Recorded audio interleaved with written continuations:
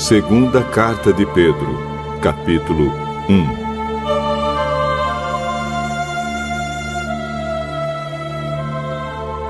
Eu, Simão Pedro, servo e apóstolo de Jesus Cristo, escrevo esta carta a vocês que, por causa da bondade do nosso Deus e Salvador Jesus Cristo, receberam uma fé tão preciosa como a nossa. Que a graça e a paz estejam com vocês e aumentem cada vez mais, por meio do conhecimento que vocês têm de Deus e de Jesus, o nosso Senhor. O poder de Deus nos tem dado tudo o que precisamos para viver uma vida que agrada a Ele, por meio do conhecimento que temos daquele que nos chamou para tomar parte na sua própria glória e bondade. Desse modo, Ele nos tem dado os maravilhosos e preciosos dons que prometeu. Ele fez isso para que, por meio desses dons, nós escapássemos da imoralidade que os maus desejos trouxeram a este mundo e pudéssemos tomar parte na sua natureza divina. Por isso mesmo, façam todo o possível para juntar a bondade e a fé que vocês têm. À bondade, juntem o conhecimento, e ao conhecimento, o domínio próprio. Ao domínio próprio, juntem a perseverança, e à perseverança, a devoção a Deus. A essa devoção, juntem a amizade cristã, e à amizade cristã, juntem o amor. Pois são essas as qualidades que vocês precisam ter. Se vocês as tiverem e fizerem com que elas aumentem, serão cada vez mais ativos e produzirão muita coisa boa, como resultado do conhecimento que vocês têm do nosso Senhor Jesus Cristo. Mas quem não tem essas coisas é como um cego ou como alguém que enxerga pouco e que esqueceu que foi purificado dos seus pecados passados. Portanto, meus irmãos, procurem ficar cada vez mais firmes na certeza de que Deus os chamou e escolheu.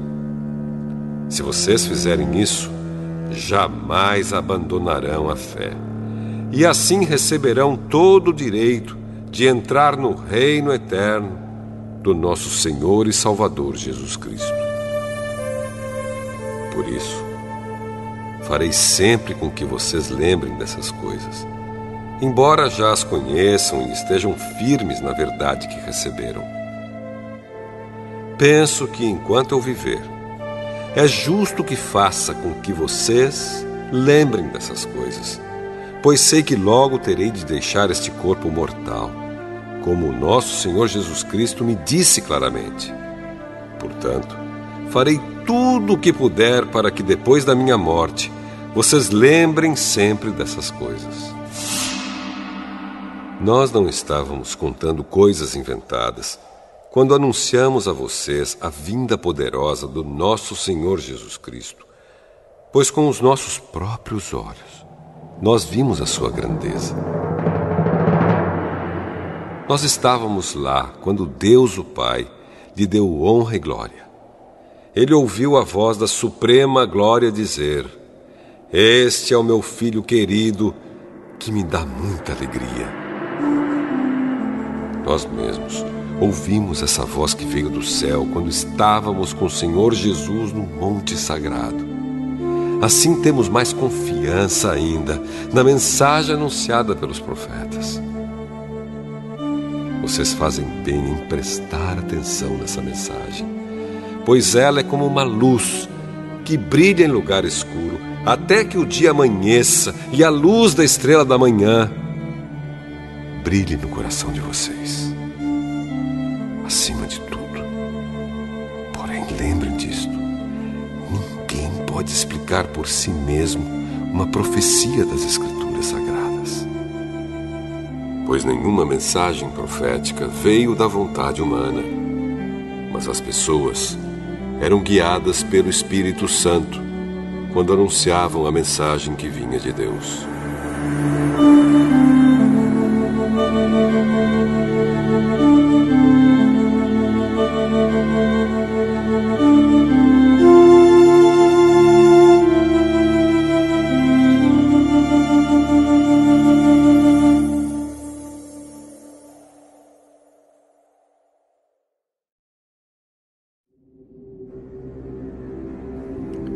Segunda Carta de Pedro, capítulo 2.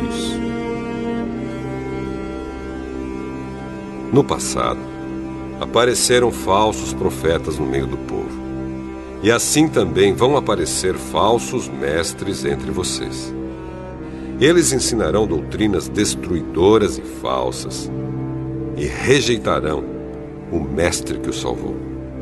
E isso fará com que caia sobre eles uma rápida destruição. Mesmo assim, muita gente vai imitar a vida imoral deles. E por causa desses falsos mestres, muitas pessoas vão falar mal do caminho da verdade. Em sua ambição pelo dinheiro, esses falsos mestres vão explorar vocês, contando histórias inventadas.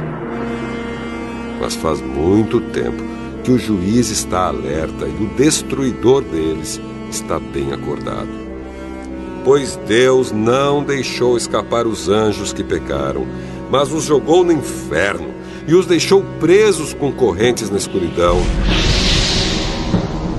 esperando o dia do julgamento.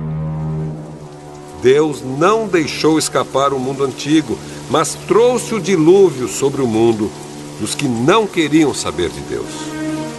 A única pessoa que ele salvou foi Noé, que anunciou que todos deviam obedecer a Deus. E Deus também salvou mais outras 7 pessoas. Deus condenou as cidades de Sodoma e Gomorra, destruindo-as com fogo, como exemplo do que vai acontecer com os que não querem saber dele. Ele salvou Ló, um homem bom, que estava aflito porque conhecia a vida daquela gente imoral. Todos os dias esse homem bom, que vivia entre eles, ficava muito agoniado ao ver e ouvir as coisas más que aquela gente fazia. Tudo isso nos mostra que o Senhor sabe como livrar das aflições as pessoas dedicadas a Ele. E também sabe como guardar os maus debaixo de castigo para o dia do julgamento. Ele castigará especialmente os que seguem os seus próprios desejos imorais e desprezam a autoridade dele. Esses falsos mestres são atrevidos e orgulhosos. Eles não têm nenhum respeito pelos gloriosos seres celestiais e os insultam. Ora, até mesmo os anjos, sendo muito mais fortes e poderosos do que esses falsos mestres, não os acusam com insultos na presença do Senhor. Mas esses homens agem por instinto, como os animais selvagens que nascem para serem caçados e mortos. Eles xingam aquilo que não entendem. Por tudo isso, eles serão destruídos como animais selvagens e pagarão com sofrimento o sofrimento que causaram aos outros.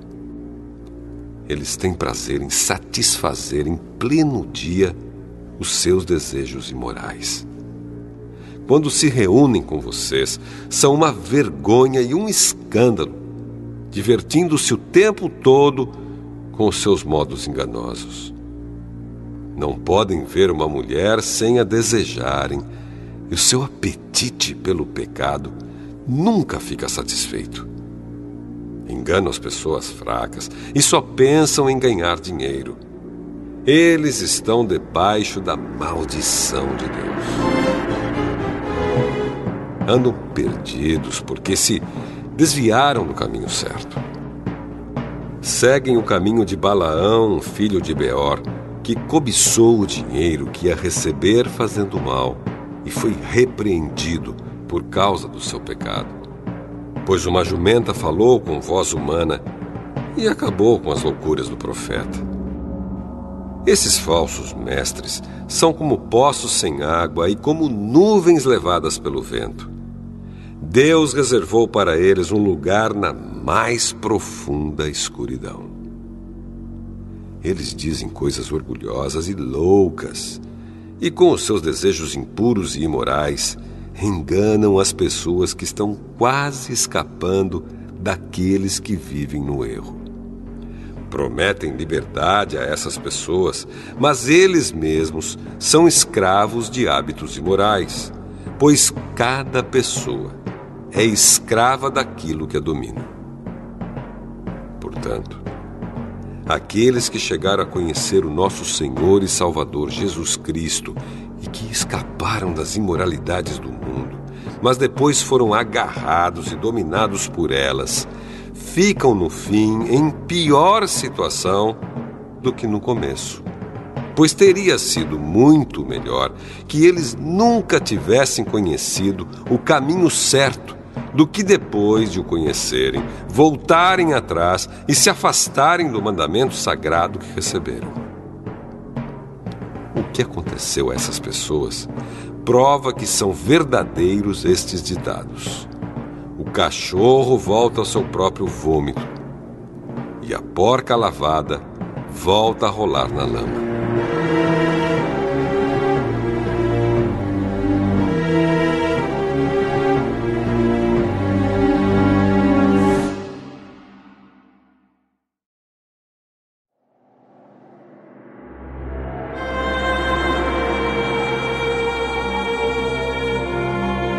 Segunda Carta de Pedro, capítulo 3. Meus queridos amigos, esta é a segunda carta que estou escrevendo a vocês. Nessas duas cartas, procuro despertar pensamentos puros na mente de vocês, fazendo com que lembrem dessas coisas.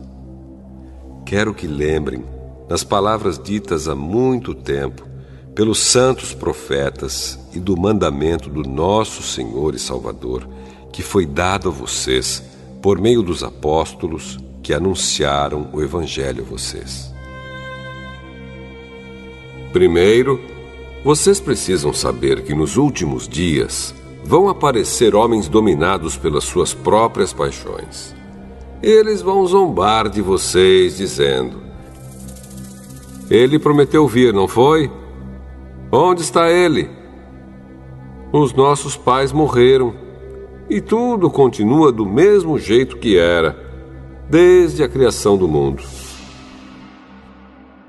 Esses zombadores esquecem, de propósito, que há muito tempo Deus deu uma ordem e os céus e a terra foram criados.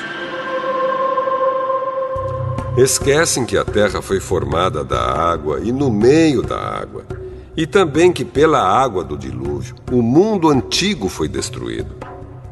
Mas os céus e a terra, que agora existem, estão sendo guardados pela mesma ordem de Deus, a fim de serem destruídos pelo fogo. Estão sendo guardados para o dia do julgamento e da destruição dos que não querem saber de Deus. Meus queridos amigos, não esqueçam isto. Para o Senhor, um dia é como 1000 anos, e 1000 anos como um dia. O Senhor não demora a fazer o que prometeu, como alguns pensam. Pelo contrário, Ele tem paciência com vocês, porque não quer que ninguém seja destruído, mas deseja que todos se arrependam dos seus pecados. Porém, o dia do Senhor chegará como um ladrão. Naquele dia, os céus vão desaparecer com um barulho espantoso e tudo o que há no universo será queimado. A terra e tudo o que existe nela vão sumir. Sabendo que tudo isso vai ser destruído assim, então que tipo de gente vocês precisam ser? A vida de vocês deve ser agradável a Deus e dedicada a Ele. Esperem a vinda do dia de Deus e façam o possível para que venha logo. Naquele dia, os céus serão destruídos com fogo. E tudo o que há no universo ficará derretido. Porém, Deus prometeu, e nós estamos esperando um novo céu e uma nova terra, onde tudo será feito de acordo com a vontade dele. Por isso, meus amigos, enquanto vocês esperam aquele dia, façam o possível para estar em paz com Deus, sem mancha e sem culpa diante dele.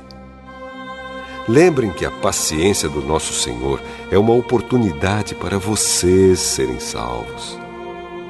Pois o nosso querido irmão Paulo, com a sabedoria que Deus lhe deu, escreveu a vocês sobre esse assunto. E foi isso mesmo que ele disse em todas as suas cartas quando escreveu a respeito disso. Nas cartas dele, há algumas coisas difíceis de entender, que os ignorantes e os fracos na fé explicam de maneira errada, como fazem também com outras partes das Escrituras Sagradas. E assim, eles causam a sua própria destruição. Mas vocês, meus amigos, já sabem disso. Portanto, tomem cuidado para não serem levados pelos erros de pessoas imorais e para não caírem da sua posição segura. Porém, continuem a crescer na graça e no conhecimento do nosso Senhor e Salvador Jesus Cristo. Glória a Ele, agora e para sempre. Amém.